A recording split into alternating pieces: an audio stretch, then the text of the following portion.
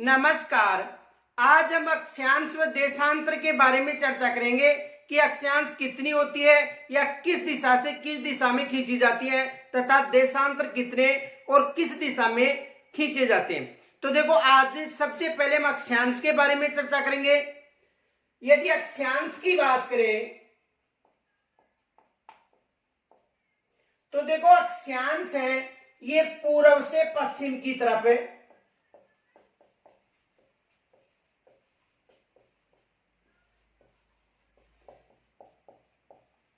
खींचे जाते हैं, यानी जो अक्षांश है ये पूर्व से पश्चिम की तरफ खींचे जाते हैं। और जो अक्षांश है 181, कुल अक्षांश कितने होते हैं?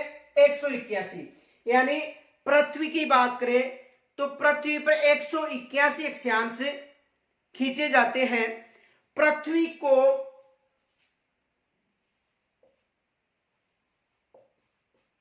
कटिबंधों में विभाजित करते हैं। देखो, अक्षांश है ये पूर्व से पश्चिम की तरफ खींचे जाते हैं। यदि कुल अक्षांश की बात करें तो कुल अक्षांश कितने होते हैं? 181। और अक्षांश कटिबंधों का विभाजन या निर्धारण करते हैं।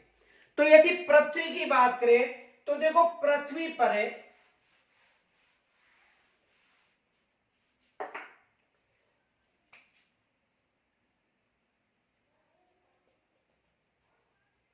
ये पृथ्वी हो गई और पृथ्वी के मध्य एक दो भागों में विभाजित करने वाली रेखा खींची जाती है। इस रेखा को भूमध्य रेखा कहा जाता है। यानी पृथ्वी को दो भागों में, उत्तरी गोलार्ध और दक्षिणी गोलार्ध। देखो, ये कौन सी गोलार्ध हो गया? उत्तरी गोलार्ध। और ये कौन सा गोलार्ध हो गया? दक्षिणी गोलार्ध। तो उत्तरी गोलार्ध व दक्षिणी गोलार्ध को विभाजित करने वाली जो काल्पनिक रेखा है इसे 0 डिग्री भी कहा जाता है। यानी 0 डिग्री अक्षांश, भूमध्य रेखा या विषुवत रेखा के नाम से इसे जाना जाता है। देखो, 0 डिग्री देशांतर, 0 डिग्री अक्षांश, भूमध्य रेखा या विषुवत रेखा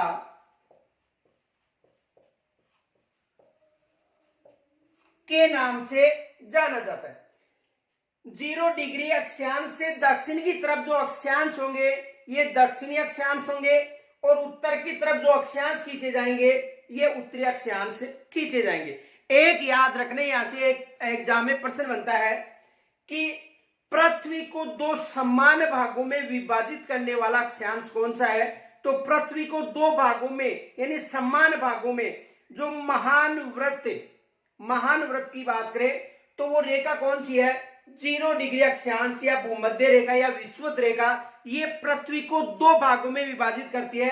देखो, ये जो 0 डिग्री हो गया तो ये रेखा एक इस भाग में विभाजित करती है और दूसरा ये हो गया।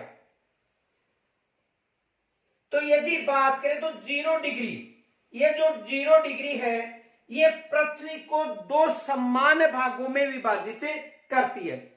पृथ्वी को देखो, जो महान वृत्त है उसमें विभाजित करने वाली संपूर्ण देशांतर होंगी और 0 डिग्री अक्षांश रेखा होगी। तो 0 डिग्री अक्षांश रेखा पृथ्वी को दो भागों में विभाजित करती है। बाकी यदि बात करें अन्य जो अक्षांश है ये पृथ्वी को दो समान भागों में विभाजित नहीं करती है। केवल एक ही ऐसा अक्षांश है, कौन सा? 0 डिग्री अक्षांश, जो पृथ्वी को दो समान भागों में विभाजित करता है। और संपूर्ण जो देशांतर है 180 देशांतर है, तो संपूर्ण जो देशांतर है ये पृथ्वी को दो भागों में विभाजित कर सकती है। लेकिन जो अक्षांश है ये 0 डिग्री अक्षांश पृथ्वी को दो भागों में विभाजित करता है। देखो, 0 डिग्री से यदि दक्षिण की तरफ जाए तो दक्षिण अक्षांश होंगी और उत्तर की तरफ है उत्तरी अक्षांश। अब देखो, ये 0 डिग्री हो गया यहां से लेकर यहां तक जो 90 डिग्री दक्षिणी अक्षांश है और यहां पर 90 डिग्री उत्तरी अक्षांश,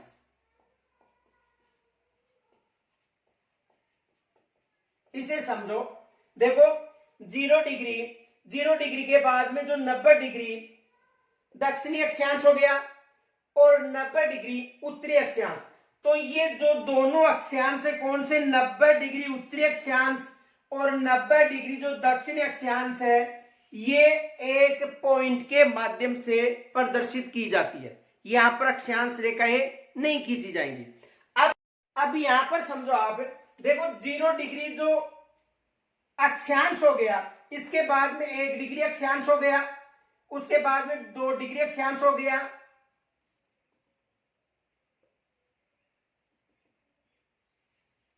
उसके बाद में 23 डिग्री अक्षांश हो गया और 45 डिग्री अक्षांश हो गया। ऐसे करते करते 90 डिग्री जो अक्षांश आता है, ये मात्र एक पॉइंट के रूप में ही प्रदर्शित किया जाता है। तो देखो 0 के बाद में गिने तो 1 से 90 तक उत्तरी अक्षांश हो गए, यानी 90 डिग्री उत्तरी अक्षांश हो गए, और 0 के बाद में 1 से लेकर 90 तक 90 डिग्री दक्षिणी अक्षांश हो गए। तो यदि कुल अक्षांशों की बात करें तो देखो 1 से 90 तक कितने हो गए, 90। 1 से 90 तक कितने हो गए, 90। तो 90 उत्तरी अक्षांश हो गए, 90 दक्षिणी अक्षांश हो गए, प्लस जो 0 डिग्री है, तो टोटल कितने अक्षांश हो गए, 181 अक्षांश।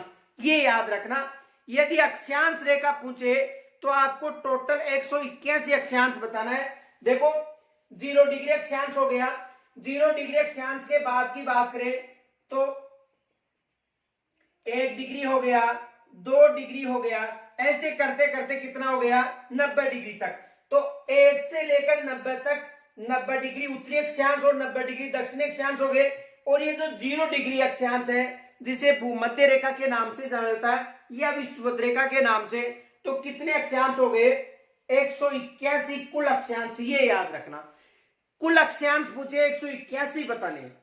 अब देखो दूसरा प्रश्न ये बनता है कि कितनी अक्षांश रेखाएं खींची जा सकती हैं या कितनी अक्षांश लाइनें खींची जा सकती है।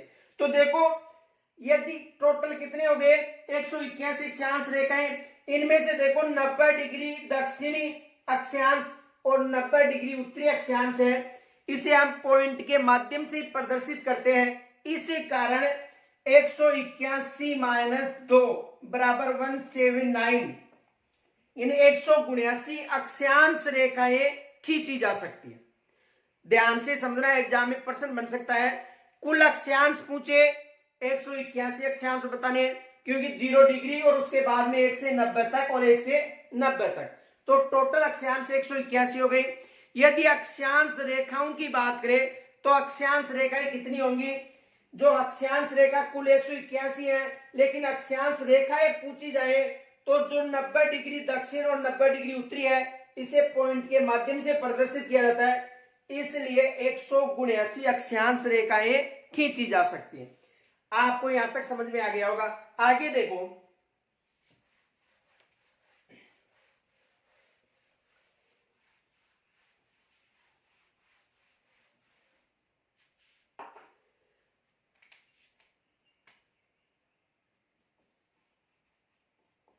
कुल अक्षांश, यदि कुल अक्षांश की बात करें तो 90 डिग्री उत्तरी अक्षांश,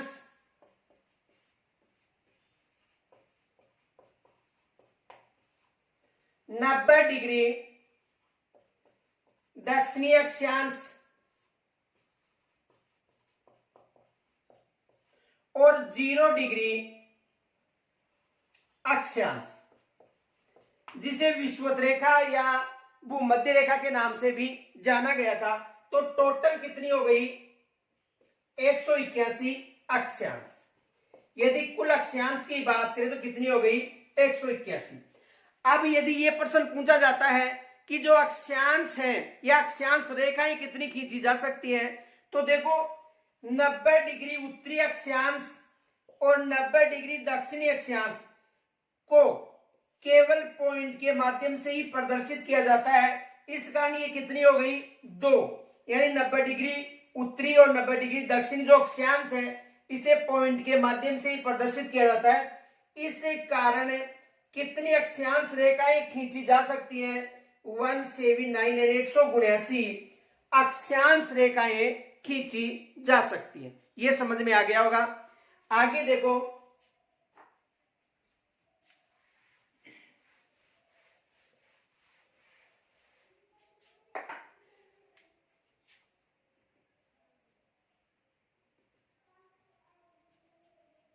देखो जो 0 डिग्री है, जिसे 0 डिग्री अक्षांश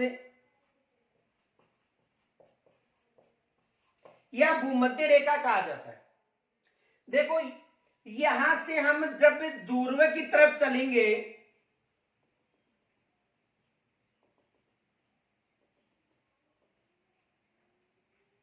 यदि इस रेखा से हम ध्रुव की तरफ चलेंगे, दोनों ध्रुवों की तरफ है,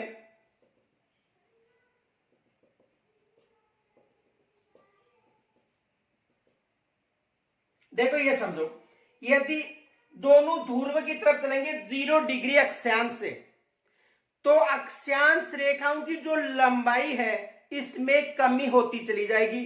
देखो ये अक्षांश काफी लंबी है, फिर उससे कम, फिर उससे कम, फिर उससे कम, फिर उससे कम और फिर उससे कम। प्रश्न बन सकता है भूमध्य रेखा से दोनों ध्रुवों की तरफ अक्षांश रेखाओं की लंबाई कम होती जाती है। देखो भूमध्य रेखा या इसे विषुवत रेखा के नाम से भी पुकारा जा सकता है।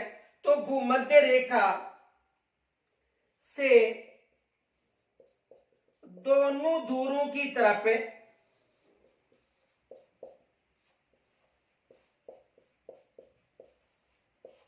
यानी ये कौन सा ध्रुव है, उत्तरी ध्रुव है, और ये कौन सा ध्रुव है, दक्षिणी ध्रुव है। तो भूमध्य रेखा या 0 डिग्री अक्षांश, तो भूमध्य रेखा से दोनों ध्रुवों की तरफ अक्षांशों की लंबाई में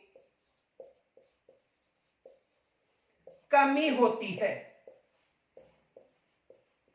देखो जैसे जैसे हमें दोनों ध्रुव मान लो, जैसे मान लो भूमध्य रेखा या 0 डिग्री अक्षांश से जैसे जैसे नीचे आएंगे ध्रुव की तरफ, तो जो अक्षांश है इसकी लंबाई में क्या हो जाएगी, कमी हो जाएगी। प्रश्न बन सकता है, देखो कथन और कारण में प्रश्न पूछा जाता है। तो भूमध्य रेखा से ध्रुव की तरफ जाने पर जो इसकी लंबाई है इसमें क्या होती है, कमी होती है। देखो ध्यान से समझो, ये 0 डिग्री है, तो 0 डिग्री के बाद में जैसे हम उत्तरी ध्रुव और दक्षिण ध्रुव की तरफ जाएंगे तो इसकी जो लंबाई है इसमें क्या होती जाएगी, कमी होती जाएगी। एग्जाम में ऐसे प्रश्न बनता है। तो अब देखो यदि भूमध्य रेखा से दक्षिण ध्रुव और उत्तर ध्रुव की तरफ जाते हैं तो इनकी लंबाई में तो कमी आती है, लेकिन एक अक्षांश से दूसरे अक्षांश की बात करें, जैसे मान लो ये 0 डिग्री अक्षांश है और ये 1 डिग्री अक्षांश हो गया, इनके मध्य की दूरी की बात करें तो मध्य की दूरी यहां पर बढ़ेगी। समझ में आ गया होगा। देखो प्रश्न ध्यान से समझो, यदि प्रश्न पूछा जाए कि भूमध्य रेखा से, देखो प्रश्न समझो,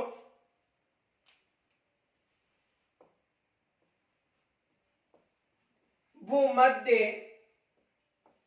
रेखा से ध्रुवों की तरफ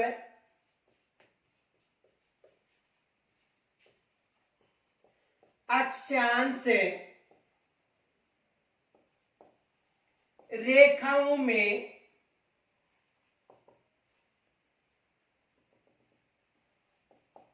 होती है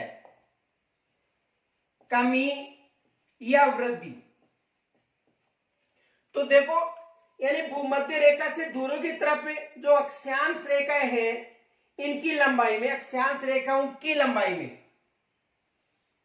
अक्षांश रेखाओं की लंबाई में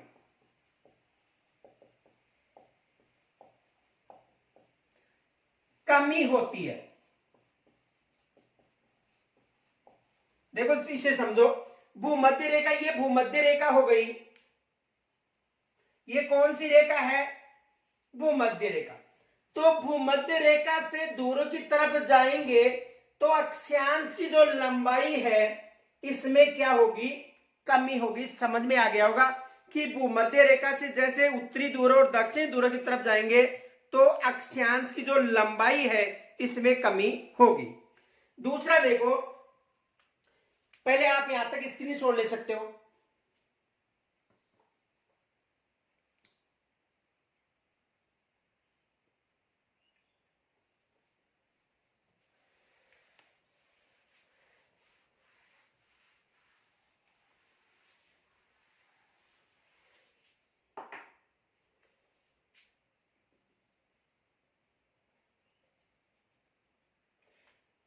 देखो ये 0 डिग्री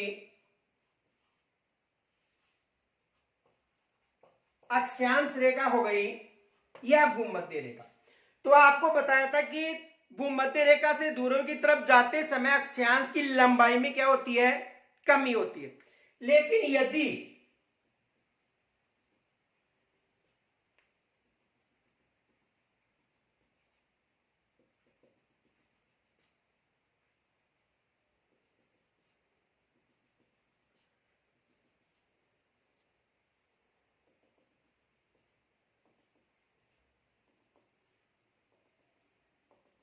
इसे समझो, यानी इनकी लंबाई में तो कमी होती है, लेकिन यदि इसके मध्य की दूरी की बात करें, जैसे मान लो ये 0 डिग्री अक्षांश है, उसके बाद में ये 1 डिग्री अक्षांश है, ये 2 डिग्री अक्षांश हो गया, ये 3 डिग्री अक्षांश हो गया।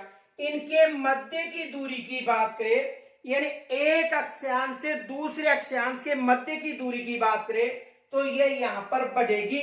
क्यों बढ़ेगी? क्योंकि जो ध्रुव है ये चपटे आकार में है, यानी जो दोनों ध्रुव हैं ये चपटे आकार में होने के कारण जो ध्रुव के पास है वो जो भूमध्य रेखा से लेकर यदि ध्रुव की बात करें तो भूमध्य रेखा पर एक अक्षांश के मध्य, जैसे मान लो ये अक्षांश है तो इस अक्षांश के मध्य 110.569 किलोमीटर दूरी है।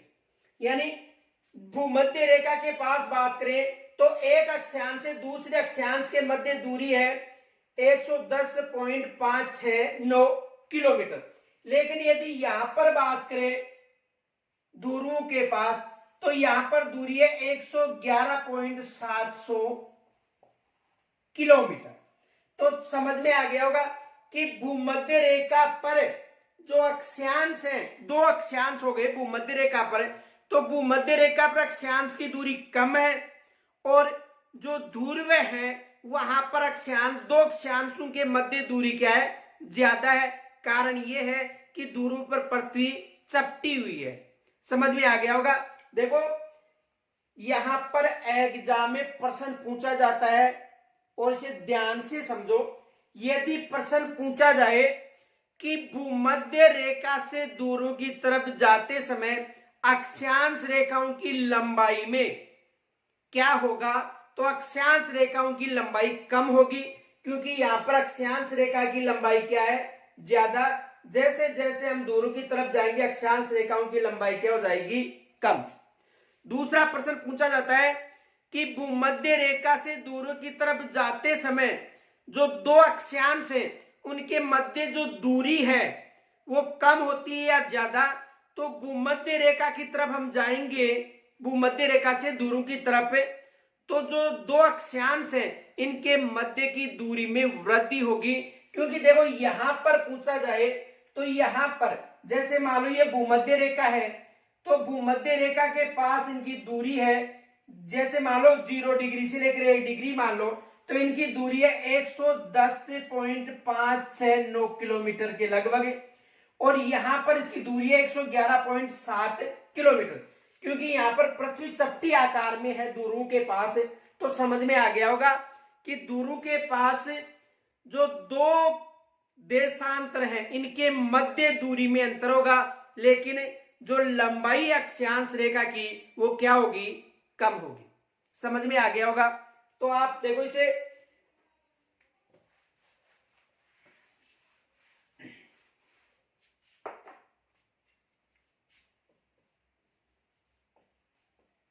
भूमध्य रेखा से ध्रुवों की तरफ जाने पर अक्षांश रेखाओं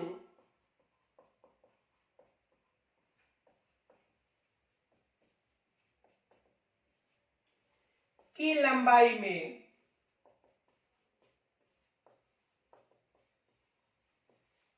कमी होती है। समझ में आ गया होगा कि भूमध्य रेखा या 0 डिग्री से ध्रुव की तरफ जाने पर जो अक्षांश रेखाएं हैं इनकी लंबाई में क्या होगी, कमी होगी। दूसरा देखो, भूमध्य से ध्रुव की तरफ जाने पर दो अक्षांशों के मध्य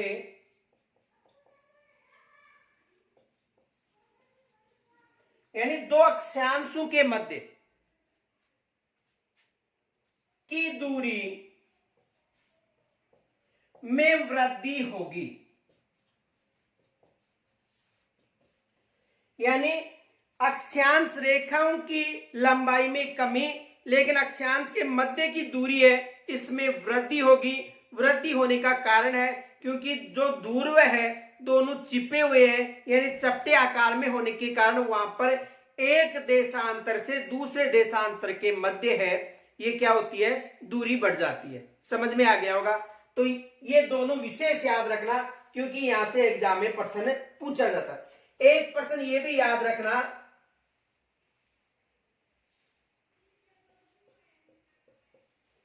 अक्षांश या 0 डिग्री अक्षांश संपूर्ण पृथ्वी को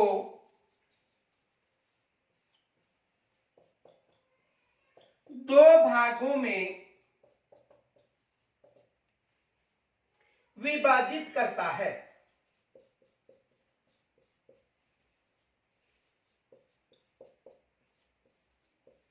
यानी जो अक्षांश है उनकी बात करें तो एक मात्र ऐसा अक्षांश 0 डिग्री अक्षांश है जो पृथ्वी को दो समान भागों में विभाजित करता है। बाकी यदि देशांतर की बात करें तो देशांतर जितने भी देशांतर है, टोटल देशांतर ये पृथ्वी को दो भागों में विभाजित कर सकते हैं। जैसे मान लो 0 डिग्री और 180 डिग्री देशांतर हो गया, तो 0 डिग्री और 180 डिग्री देशांतर को मिलाया जाए तो ये पृथ्वी को दो भागों में विभाजित कर देता है। जैसे 1 डिग्री पूर्व और 1 डिग्री पश्चिम की बात करें तो इन दोनों देशांतरों को मिलाया जाए, जैसे मान लो ये पृथ्वी हो गई और इस पृथ्वी पर ये 0 डिग्री देशांतर हो गया और इसके दूसरी तरफ 180 डिग्री जो तिथि देशांतर है, यदि इन दोनों को मिलाया जाए तो ये पृथ्वी को दो भागों में विभाजित कर देगा। वैसे 1 डिग्री देशांतर हो गया और ये इधर 1 डिग्री देशांतर हो गया, यदि इनको मिलाया जाए तो ये पृथ्वी को दो भागों में विभाजित कर सकते हैं। तो केवल एक ही 0 डिग्री अक्षांश है जो पृथ्वी को दो भागों में विभाजित करता है। दूसरा प्रश्न ये पूछा जा सकता है कि 0 डिग्री जो अक्षांश वृत्त है इसके उत्तर की तरफ और दक्षिण तरफ जो अक्षांश वृत्त बनेंगे ये कम बनेंगे, यानी लंबाई इनकी क्या होती जाएगी, कम होती जाएगी, वृद्धि नहीं होगी, इनमें कमी होगी। तो आप यहां तक स्क्रीनशॉट ले सकते हो।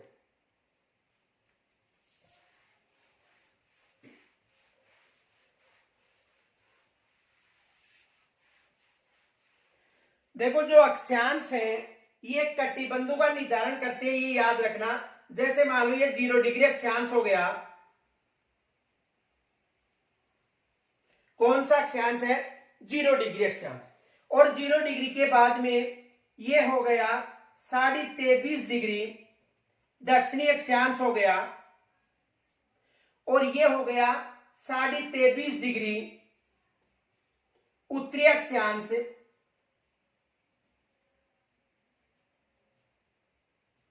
तो अक्षांश है ये कटिबंधों का निर्धारण करते हैं। देखो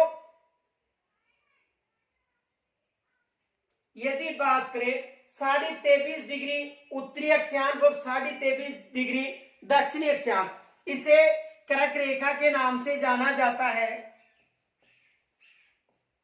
इसे मकर रेखा के नाम से जाना जाता है, और ये हो गए भूमध्य रेखा।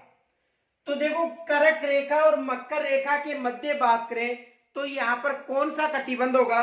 उष्ण कटिबंध होगा, क्योंकि यहां पर सूर्य की किरणें लंबवत चमकती है। यानी कर्क रेखा यानी 23.5 डिग्री उत्तरी अक्षांश और 23.5 डिग्री दक्षिणी अक्षांश, यानी कर्क रेखा और मकर रेखा के मध्य सूर्य की जो किरणें हैं लंबवत चमकती हैं, इसी कारण ये कौन सा कटिबंध होगा? उष्ण कटिबंध। उसके बाद यदि बात करें 66.5 डिग्री दक्षिणी अक्षांश और 66.5 डिग्री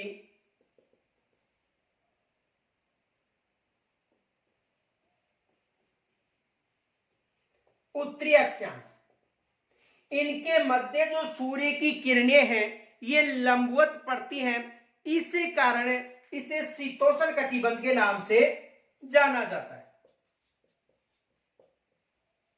कौन सा कटिबंध हो गया? शीतोष्ण कटिबंध।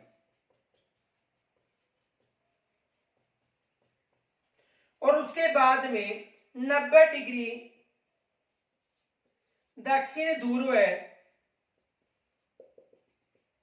और 90 डिग्री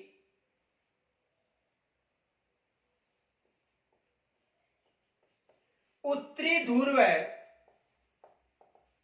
की बात करें तो यहां पर सूर्य की किरणें 6 माह तक लंबवत पड़ती है, यानी 6 माह दिन होता है और 6 माह की रात होती है। इसी कारण यहां पर कौन सा कटिबंध है? शीत कटिबंध। और ये कौन सा कटिबंध होगा? शीत कटिबंध।